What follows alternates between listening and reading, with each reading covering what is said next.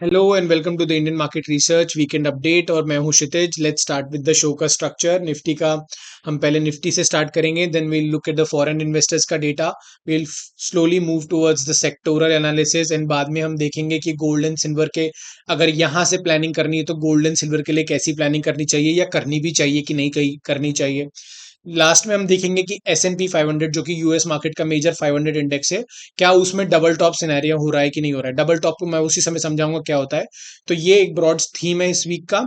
So let's start with the Nifty analysis कि भाई short term में और मीडियम टर्म में इंडेक्स का स्ट्रक्चर कैसा है। Let's start with the Nifty's weekly analysis. Weekly chart देखे तो we have a classical inside bar. Inside bar क्या होती है? बेसिकली जो कैंडल प्रीवियस वीक के कैंडल के अंदर बनती है। अगर आप देखें तो यूजुअली ये पैटर्न कैसे प्ले आउट होता है, तो इस मामले में मतलब जो की लेवल्स इंपॉर्टेंट हो जाते हैं वो है प्रीवियस वीक का हाई एंड प्रीवियस वीक का लो। तो शॉर्ट टर्म ट्रेडर्स तो इस हाई और लो पे नजर रखें। इसके ब्रेकआउट पे आपको डायरेक्शनल सेटअप प्लान करने चाहिए। बट इन जनरल मार्केट का अगर आप ओवरऑल स्ट्रक्चर देखेंगे तो market previous all time high जो 26277 यानी कि 26250 के जोन के आसपास का है, उसको डिसाइसिवली ब्रीच नहीं कर पा रहा है। उसके इंट्राडे में या डेली क्लोजिंग में उसको अभी तक ब्रीच नहीं किया है। So what this means is कि ऊपरली लेवल से ना अभी भी सेलिंग प्रेशर इंडेक्स को देखने को मिल रहा है। मीनवाइल अगर आपने ये देखा कि लास्ट 2 वीक्स का लो ब्रीच हुआ है, अगर ये लो फिर ब्रीच होता है इस वीक का, प्रीवियस वीक का सॉरी, जो इनसाइड बार का मदर कैंडल बोलते हैं इसको, अगर ये लो फिर ब्रीच होता है तो then we can test this 25400 का सपोर्ट जोन। और अगर यहाँ पे दो पैटर्न प्ले आउट हो सकते हैं कि अगर ये इस तरह से एम पैटर्न बन जाए, अगर ये एम पैटर्न बन गया तो then we are definitely headed lower, थोड़ा नीचे जा सकते हैं। बट इन केस अगर यहाँ से प्राइस एक्शन घूम के इस हाई के ऊपर निकल जाता है, let's say if we get a big green candle here, then it means कि स्ट्रक्चरली बुलिश है and we can head higher. Short term traders के लिए डेली चार्ट का स्ट्रक्चर भी देख लेते हैं। जैसा कि आप देख रहे हैं यहाँ एक डोजी पैटर्न दिखा था। डोजी क्योंकि इसका एक फ्लैट क्लोज हुआ था विच वाज ऑन 18 दिसंबर, और मार्केट इसके हाई के ऊपर निकल गया है और 21 ईएमए को भी रिस्पेक्ट कर रहा है बेसिकली ये चार्ट पे। नाउ अगर आप काफी टाइम से प्राइस एक्शन देखेंगे ना, तो इस जोन में काफी टाइम से कंसोलिडेशन चल रहा है जो मैं हाईलाइट कर रहा हूँ। दिस मींस कि मार्केट यहाँ से डायरेक्शनली ना तो इसके लो को ब्रीच कर रहा है क्लोजिंग बेसिस पे, ना इसके हाई को ब्रीच कर रहा है क्लोजिंग बेसिस पे, which is around 26250 on the upside and 25740 on the down side. आप राउंड फिगर में 700 और 250 पकड़ के चल सकते हैं। तो पहला सिग्नल डायरेक्शन का क्या होगा जब मार्केट 26250 के ऊपर एक डिसाइसिव ग्रीन कैंडल बना देगा। सो दैट मींस कि all the hurdles are clear. Second, अगर मार्केट यहां से एक डाउन साइड स्ट्रक्चर बना देता है तो वो फिर 200 ईएमए के लिए रास्ता खुल जाता है। सो दोनों ही प्लान में ये स्ट्रक्चर क्लियर रखना कि इन लेवल्स के ब्रेक के होने के बाद रेंज बाउंड सेटअप में मत रहना, डायरेक्शनल सेटअप को ज्यादा प्रायोरिटी देना। नेक्स्ट थिंग यह है कि मैंने एक चीज और ऑब्जर्व की कि लास्ट फ्यू सेशन से ना फ्राइडे के बाद से मार्केट फ्राइडे को रैली करता है, उसके 2 दिन बाद फिर पुल बैक आ जाता है। सिमिलरली फ्राइडे को रैली करता है, फिर उसके 2 दिन बाद फिर मार्केट में पुल बैक आने को लगता है।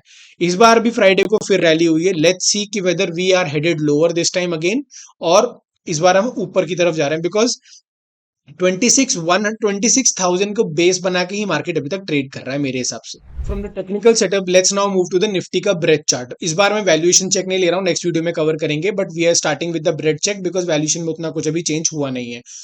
अगर ब्रेड चार्ट देखेंगे तो इसमें हम क्या मॉनिटर करते हैं कि भाई निफ्टी 50 के कितने स्टॉक उसके 50 डे मूविंग एवरेज के ऊपर ट्रेड कर रहे हैं, which simply means whether Nifty showing strength at higher levels और not, whether the maximum 50% of the participants are still trading above 50 day moving average और not.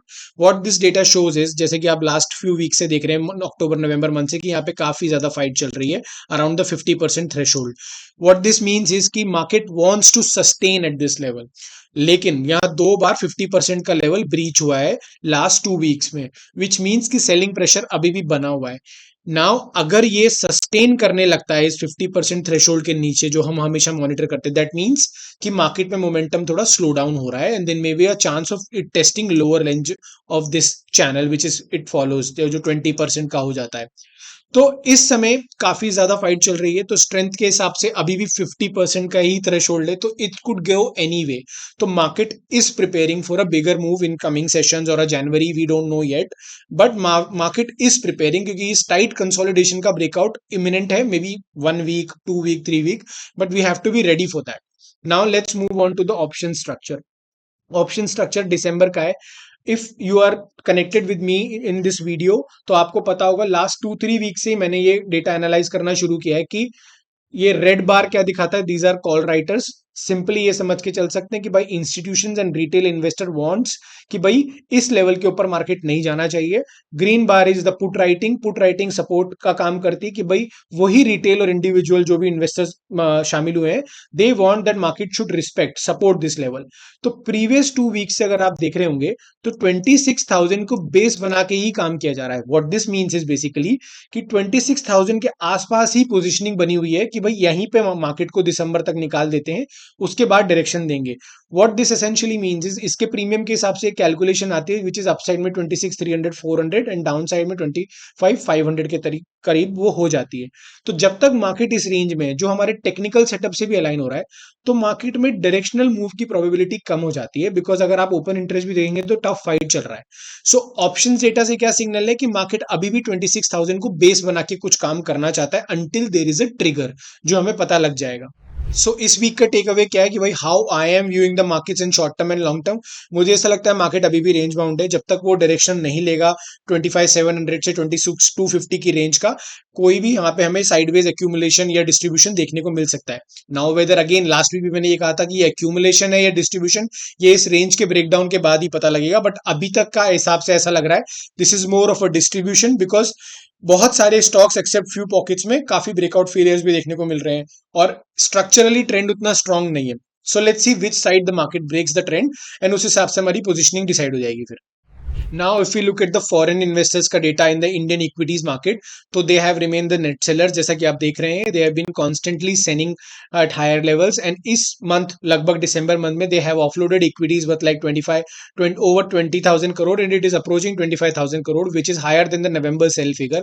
This was what this basically means is कि higher levels पे भी FIIs को conviction नहीं है यहाँ से buy करने का and they have constantly selling their stakes, बहुत सारा माल बेच रहे हैं basically. But the good part is again domestic investors इस लिक्विडिटी को पूरा एब्जॉर्ब कर रहे हैं। तो अगर ब्रॉडर टर्म में देखा जाए तो हम ये डेटा क्यों मॉनिटर करते हैं, जैसे मैं बार बार बताता हूं कि हम ये डेटा इसलिए मॉनिटर करते हैं क्योंकि the day they subside their selling, भाई कितना ही बेचेंगे, they have been net sellers for all along 24 25 now 23 also. तो मेरे हिसाब से जिस दिन ये बाय करेंगे उस दिन मार्केट एक ट्रेंड पकड़ सकता है और बहुत तेज रैली आ सकती है। So we have to be prepared for that. अभी नेट सेलर्स है, it's okay, we are monitoring the data and the domestic institutions are supporting the markets. अगर इनका हम फ्यूचर्स का डेटा देखें, what do we mean by futures का data, भाई जैसे मैं पहले भी समझाया, this is an arbitrage situation कि if somebody is selling in a share in the share market like equity market, तो उसको हेज करेगा इंडेक्स फ्यूचर से, सो दैट अगर उसको नुकसान होता है, मार्केट का नीचे जाता है प्राइस शेयर का, तो इससे वो ऑफसेट होता है। सो दिस बेसिकली मीन्स कि एफआईआईज अभी भी 90% थ्रेशोल्ड अपनी शॉर्ट कॉन्ट्रैक्ट्स में बना के बैठे हैं, विच बेसिक सिंपल भाषा में ये मतलब है कि उनकी पोजिशनिंग नेगेटिव ही है और बेयरिश है। अगर जब तक ये 91% शॉर्ट कॉन्ट्रैक्ट्स को ये कवर नहीं करते या फिर शॉर्ट कवरिंग के लिए मजबूर नहीं होते या फिर अनवाइंडिंग धीरे धीरे नहीं करते रोल ओवर पे, तब तक मार्केट में हायर लेवल्स पे ना एक दबाव बना रहता है। Basically you can expect any time कि कोई भी सेलिंग फिगर आ सकता है। बट यहाँ ये भी देखना होगा कि जो लॉन्ग पोजीशन है अब वो हिस्टोरिकली ऐसे जोन में पहुंच गई है जहां से यूजुअली रिबाउंड होता है या वहां से डाउनसाइड रिस्क कम हो जाती है, मतलब यहां से। तो अब रोल ओवर आ रहे हैं दिसंबर फ्यूचर्स के, let's see whether they are covering their shorts और नॉट, नहीं तो फिर हमें उससे भी सिग्नल मिल जाएगा कि रैली कितना, मार्केट मतलब ऑल टाइम हाई निकाल दे, बट अगर ये ऊपर से बेचते रहेंगे तो उतना स्ट्रॉन्ग ट्रेंड बनेगा नहीं। Okay, now we'll start with the sector analysis, sector rotation जो हम मॉनिटर करते हैं फ्रॉम द 1 अक्टूबर।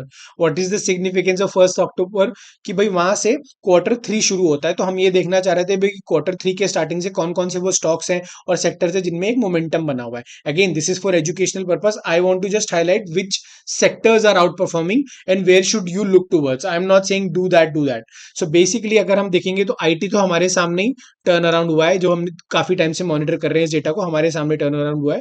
बैंक्स को हम काफी टाइम से मॉनिटर कर रहे हैं इंक्लूडिंग सीएनएक्स फाइनेंस, जो पूरे क्वार्टर लगभग आउट परफॉर्म किया है निफ्टी को। Now it is still out performing Nifty. New entry किनके हैं, like pharma and oil and gas. Oil and gas क्यों है, क्योंकि क्रूड ऑयल के प्राइस में एक शार्प डिप आया है इसीलिए।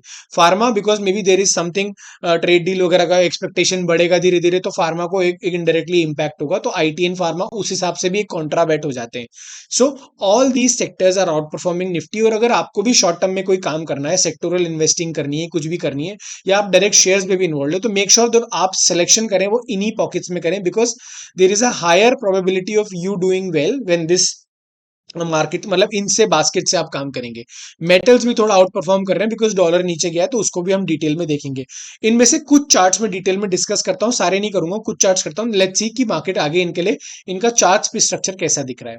Okay, we'll start with the metal index. Metal index का चार्ट मेरे सामने है और ये लेवल्स मैंने पहले से बनाए हुए हैं, these are not the new levels.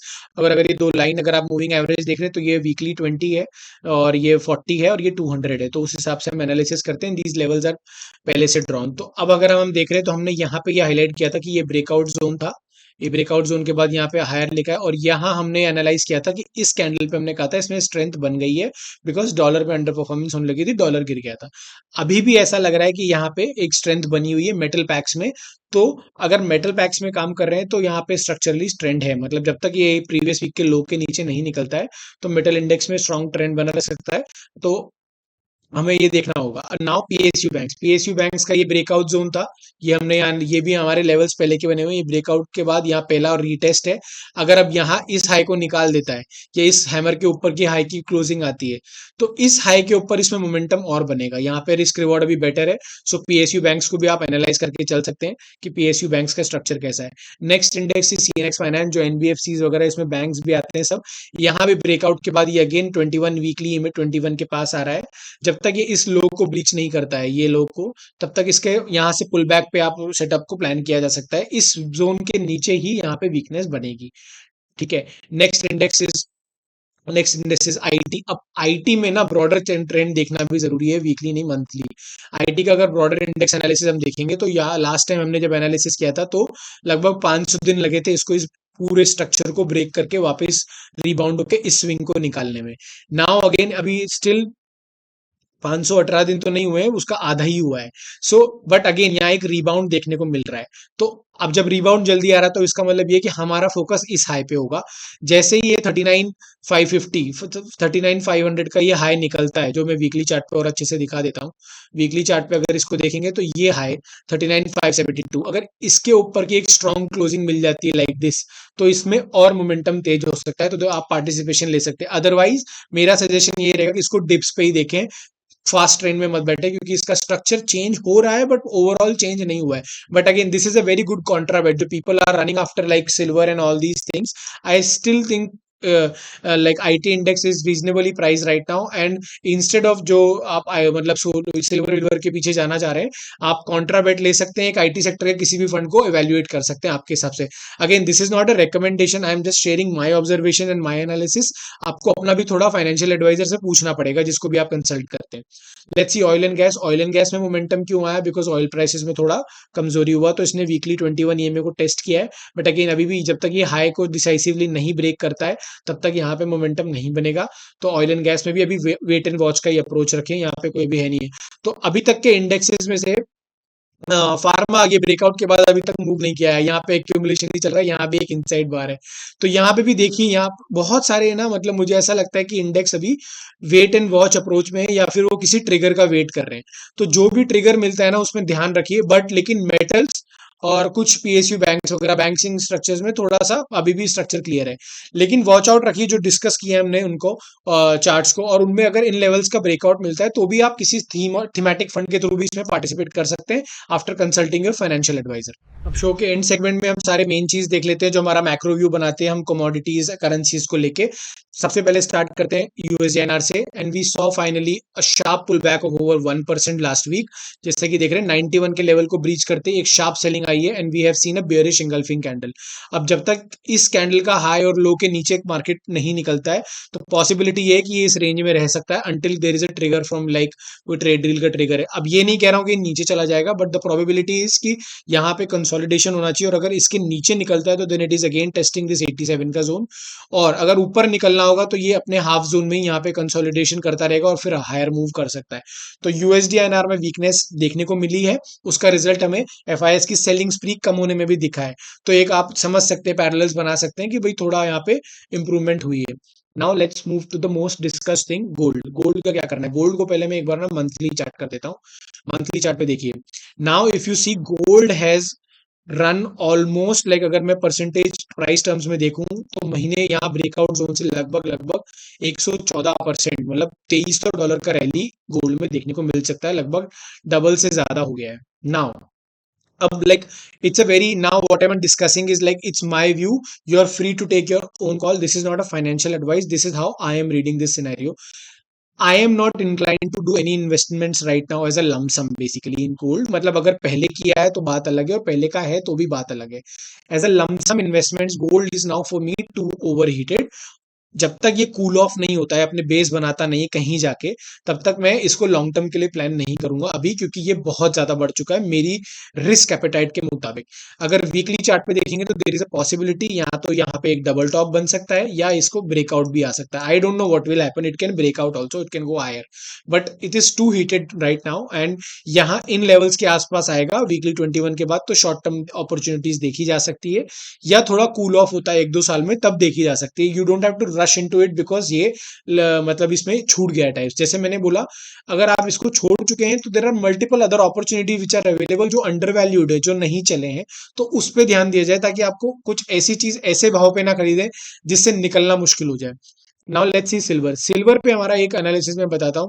ये सिल्वर का मंथली चार्ट देखेंगे तो ये ऑल टाइम हाई का ब्रेकआउट आया है जो 2011 में, लेकिन उसके बाद का प्राइस एक्शन भी देखिए क्या हुआ है, एकदम से नीचे चला गया. मतलब it's a very volatile instrument, और मैंने इसमें एक शॉर्ट भी बनाया था, तो अगर आप उसको रेफर कर सकते हैं फंडामेंटल रीजंस के लिए और क्या मेरा व्यू है सिल्वर पे. वीकली चार्ट के हिसाब से हमने यहाँ पे एक पोजीशन को एनालाइज किया था कि यहाँ से ये ऑल टाइम हाई जोन को यहाँ पे इसने बहुत अच्छे से रिस्पेक्ट किया है, और ये लेवल पे आपका रिस्क रिवॉर्ड बड़ा बढ़िया हो जाता है. तो मैंने ये भी कहा था कि गोल्ड से ज्यादा बेटर मुझे सिल्वर लग रहा है शॉर्ट टर्म परस्पेक्टिव से, क्योंकि वीकली 21 के पास आ गया था, स्ट्रक्चर अच्छा था, रिस्पेक्ट दे रहा था, तो उस हिसाब से सिल्वर पे मेरा ये व्यू है. अगर पुराना लिया है तो बने लीजिए, शॉर्ट टर्म के लिए लिया है तो मेरे हिसाब से तो प्रॉफिट बुक करना चाहिए थोड़ा. अगर शॉर्ट टर्म के लिए लिया है और पड़ा हुआ है पुराना तो कोई दिक्कत नहीं है. Again this is my view, ये मैं करूंगा, मतलब अगर मेरे पास होता. आपका व्यू कुछ और हो सकता है, आप किसी और से ओपिनियन ले सकते हैं, अपने फाइनेंशियल एडवाइजर से भी कंसल्ट कर सकते हैं.